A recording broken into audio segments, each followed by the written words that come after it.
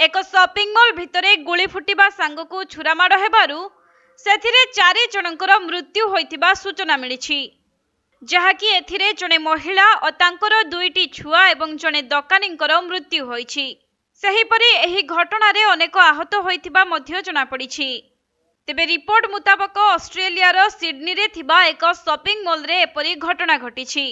जहाँकि शुक्रवार दिन जने दुर्बृत्त शॉपिंग मॉल रे थिबा लोकंक उपरकु छुरामाड़ करथिले एवं परे खसी पळाइबाकू चेष्टा करुथुबा बेले पुलिस गुली रे आक्रमणकारी मध्य निहत होइछन्ति। तेबे जने प्रत्यक्षदर्शीक कहिबा मुताबक शुक्रवार अपराह्न एही घटना घटिथिला।